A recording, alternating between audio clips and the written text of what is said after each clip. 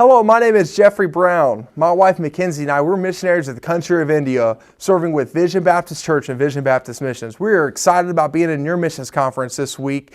And since the crazy times we live in with coronavirus and all things that are happening right now, we're not exactly able to gather together in person, but we're excited to be able to use the virtual technology we have to still be a part of your conference. Before I get started, I'd like to introduce to you my family. First, we have my wife, Mackenzie. And my wife and I, we both grew up in the Cincinnati-Dayton area, so we're fellow Ohioans just like you guys. And we've been married for over 3.5 years now. And we have 2 small children. The first is Oliver. He's almost 2 years old. And our youngest is our baby girl named Brooklyn. Oliver, he's a lot of fun. He's running around, playing with balls. He's taking care of Brooklyn, a really good, sweet big brother. He's a lot of fun. And then we have Brooklyn, and she's starting to crawl around, and she's laughing and fake coughing and things like that. They're both a lot of fun, and we'd love for you to be able to get to meet them sometime in the future. And we've been asked to give a short devotional, something to challenge the church during this time and during the missions conference. And if you have your Bibles with you, if you would, turn them to Psalm 121. It says, I will lift up mine eyes unto the hills, from whence cometh my help. My help cometh from the Lord, which made heaven and earth. He will not suffer thy foot to be moved. He that keepeth thee will not slumber. Behold, he that keepeth Israel shall neither sleep nor slumber. The Lord is thy keeper. The Lord is thy shade upon thy right hand. The sun shall not smite thee by day, nor the moon by night. The Lord shall preserve thee from all evil. He shall preserve thy soul. And the Lord shall preserve thy going out and thy coming in from this time forth and even forevermore. You see, this is a psalm that the Jewish people would sing on the way to the temple. They'd go about on their way to celebrate a festival or one of the big holidays that they had, and they would sing songs as they were headed there. And this is one of those. And, you know, every object given during this psalm was something that you would see in the journey.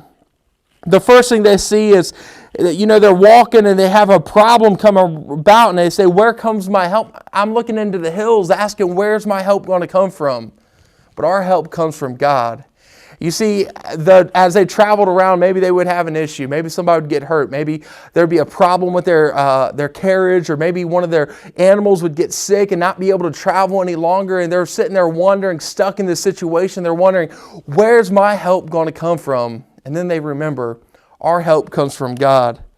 And secondly, it says in verse 3 and 4, He won't suffer thy foot to be moved. He that keepeth thee will not slumber. You see, as they're journeying along, you know, they're walking. They don't have cars like we have. They're not flying on an airplane. They're not driving a car or riding in a train. A lot of times, they will journey to the temple by walking.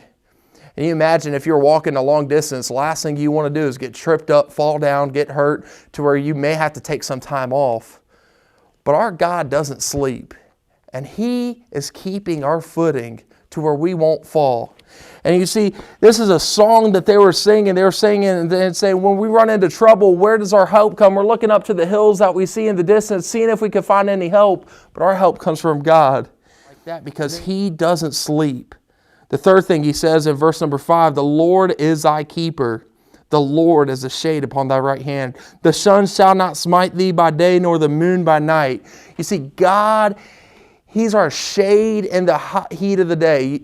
Oftentimes, if you're out working in the heat of the day, you know, in the middle of summer, as we call it, the dog days of August, you know, you look up you're working outside, say you're working on the lawn, you're cutting the grass or something like that, and it's hot, 90 degrees, and since it's Ohio, it's 100% humidity. You're feeling awful, and there's not a cloud in the sky, and all you're wanting is to look up and see a little cloud come up and block the sun, so you'd have some shade, right?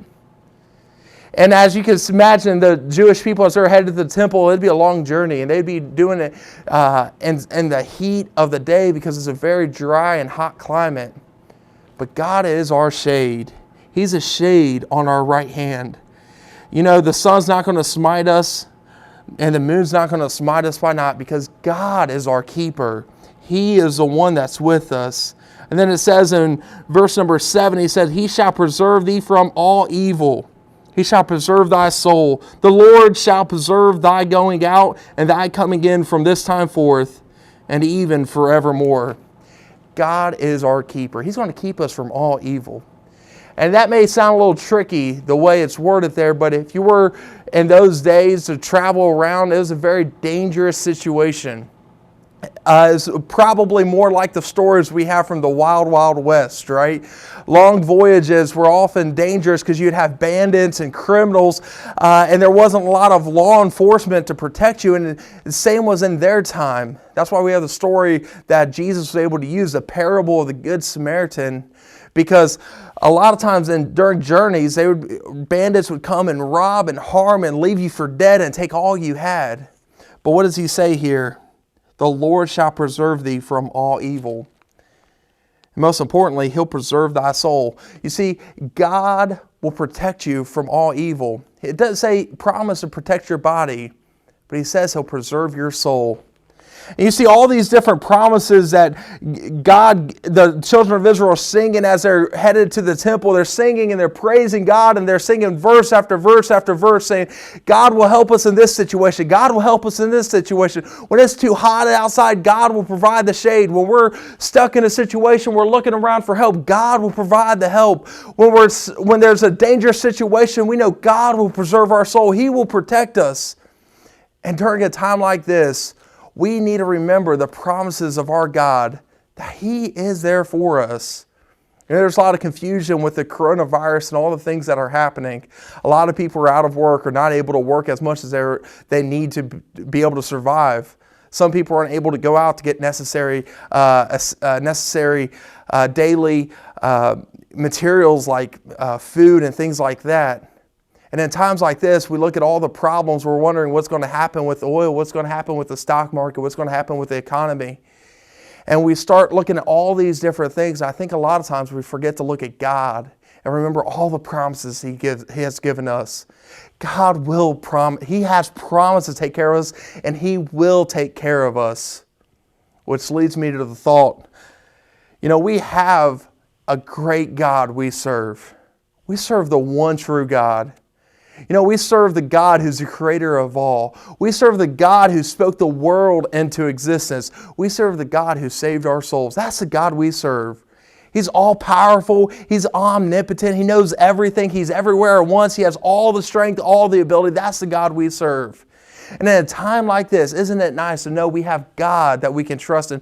We have God that we can rely on, and we can cast our cares upon Him, and we know He's promised to provide our daily bread. But this coronavirus is not just affecting us here in the States. It's not just affecting Ohio. It's not just affecting New York and California, but it's affecting the whole world.